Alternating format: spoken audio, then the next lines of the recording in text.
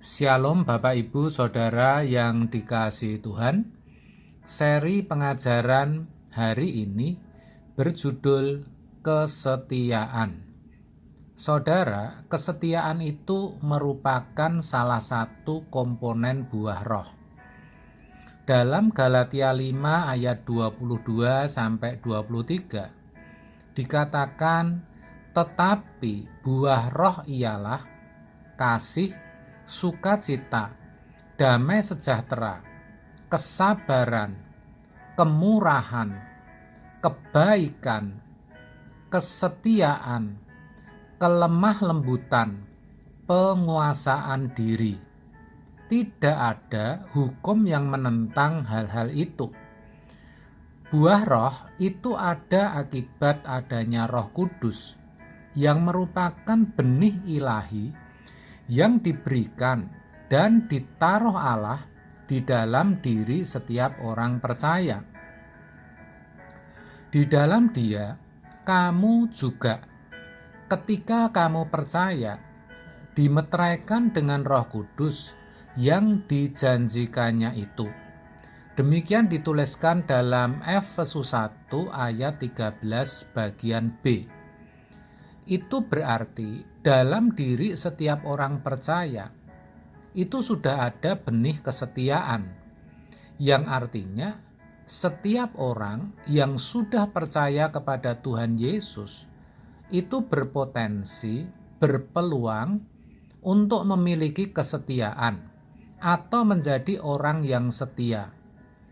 Kesetiaan yang dimaksudkan di sini adalah setia dalam berjalan seirama dengan Roh Kudus, memiliki frekuensi yang sama dengan Allah. Dalam setiap peragaan hidupnya, selalu memiliki ketepatan dengan pikiran dan perasaan Allah.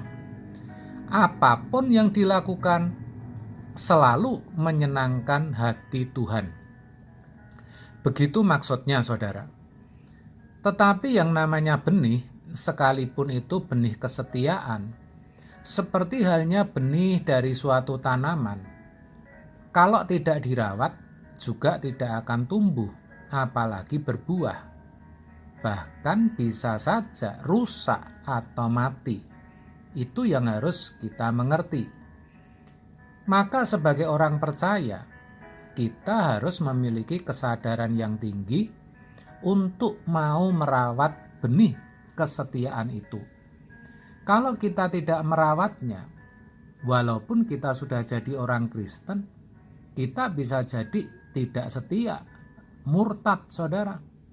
Faktanya, memang banyak yang tidak merawat benih yang satu ini, sehingga tidak setia terhadap kehendak Allah. Kesetiaannya kesetiaan situasional. Maksudnya, kalau situasinya menguntungkan, memberikan kenyamanan, atau bisa mendatangkan berkat, ya setia. Sebaliknya, kalau kehendak Allah yang terjadi atau dialami dalam hidupnya membuat kehilangan, kerugian, atau membawa kepada kesengsaraan, bahkan penderitaan, ya tidak lagi setia. Jadi setianya tergantung dari keadaan musim yang dialami dalam hidupnya.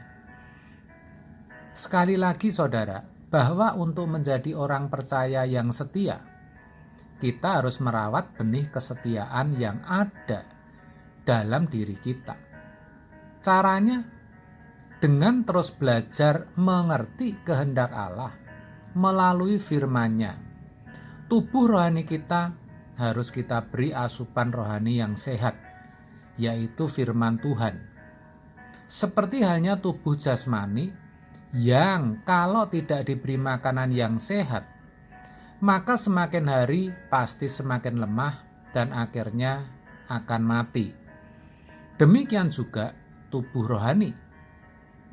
Kalau kita sampai salah memberi makanan atau asupan, yang kita berikan hanyalah tontonan yang tidak patut ditonton, bacaan yang tidak patut dibaca, hujatan atau ujaran-ujaran kebencian, pikiran-pikiran yang najis, maka jiwa kita, keadaan batiniah kita, kerohanian kita akan lemah, saudara, dan tidak bisa bertumbuh, bahkan akhirnya akan redup dan mati.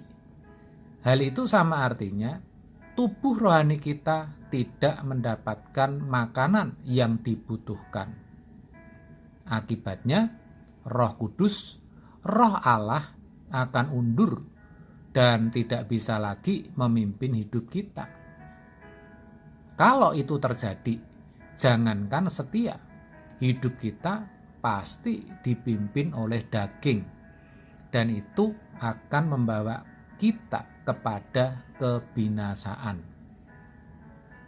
Ini yang jarang diketahui banyak orang percaya, sehingga sedikit sekali yang memperkarakannya. Padahal saudara, kekristenan itu perhitungannya di belakang.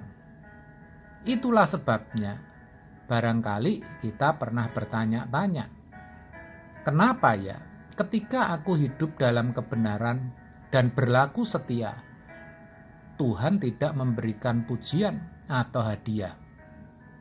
Sebaliknya, ketika aku hidup dalam dosa dan tidak setia, Tuhan juga diam dan terkesan membiarkan.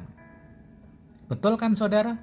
Iya, karena bukannya Tuhan tidak mau memberi upah atau memilih diam dan membiarkan kita, tetapi semua ada perhitungannya. Perhitungannya itu di belakang, saudara. Itu justru yang berbahaya. Karena biasanya kalau kita berbuat salah, ada kalanya, bahkan bisa saya katakan seringkali kita tidak sadar. Kalau kita tidak terus memperkarakan diri kita di hadapan Tuhan, kita juga tidak akan pernah tahu apakah kita sudah berkenan atau belum. Bahayanya, ketika dalam keadaan tidak berkenan, tidak setia, Tuhan memanggil kita, kita pasti celaka dan binasa, saudara. Saudara, kita tidak tahu kapan Tuhan memanggil kita. Tetapi yang kita tahu, semua kelak diperhitungkan Tuhan. Daripada kelak kecewa dan menyesal, lebih baik mulai sekarang kita belajar setia. Setia dalam hal apapun, mulai dari perkara kecil, apapun yang baik, yang sesuai dengan kehendak Tuhan. Supaya ketika Dia datang dan memanggil nama kita, Dia dapati kita setia. Amin. Tuhan Yesus memberkati.